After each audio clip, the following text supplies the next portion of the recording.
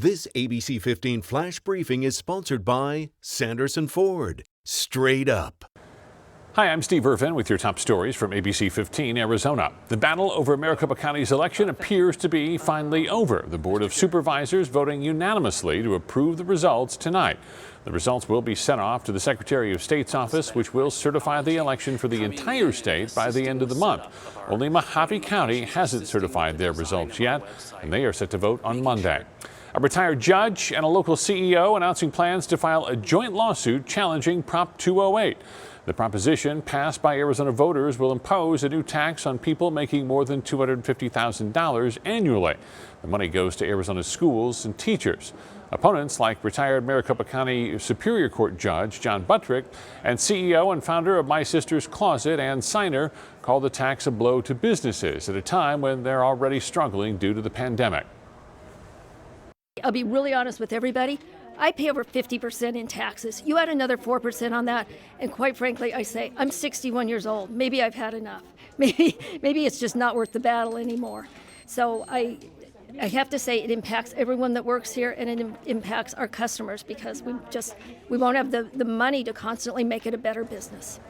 The proposition cannot be officially challenged until the vote is certified. That is, and once again, we mentioned that was approved late today. To COVID-19 now, and with less than a week to go until Thanksgiving, Arizona reporting the second highest number of cases since the pandemic began. Nearly 4,500 just since yesterday, pushing the total number of confirmed cases past 291,000. Part of that due to a record number of tests being done, likely in preparation for the holiday. Of the more than 26,000 tests done yesterday, 16% coming back positive. Can Arizona's hospitals hold out for another 6 weeks? Well, today we learned Dignity Health is setting up emergency tents at 2 of their hospitals to triage patients as they prepare for a surge. Chandler Regional was seen setting up tents today. St. Joseph's will go up on Monday. Dignity Health's chief medical officer for Arizona says they are seeing an increase in coronavirus patients, but they do have capacity and are not at the point of postponing elective surgeries. We're on top of this. We feel like we can handle anything that comes at us, but we continue to be concerned that if the public isn't following all of the public health guidelines, that we could get overwhelmed if we're not careful. He adds Dignity Health does have sufficient staffing, but they are looking to hire more nurses and update visitor policies, which differ by hospital. Other Valley hospitals are also making changes to their visitor policy because of the rise in COVID cases. Starting Monday, visitors will not be allowed at Mayo Clinic facilities. Scheduled surgeries will also be reduced for the rest of the year. Patients are encouraged to set up virtual appointments instead of going to the facility. And starting on Monday at Valleywise Health, only one healthy parent or guardian will be allowed with a pediatric, NICU patient, or vulnerable patients. For expectant mothers, they're allowed one healthy support person. End-of-life situations will be handled on a case-by-case basis. We've seen our fair share of events canceled in 2020 and now 2021 as well. The Valley's Rock and Roll Arizona Marathon, as well as its smaller races, have been called off. They were set for January. Organizers citing safety concerns with the ongoing pandemic. They will try again in 2022.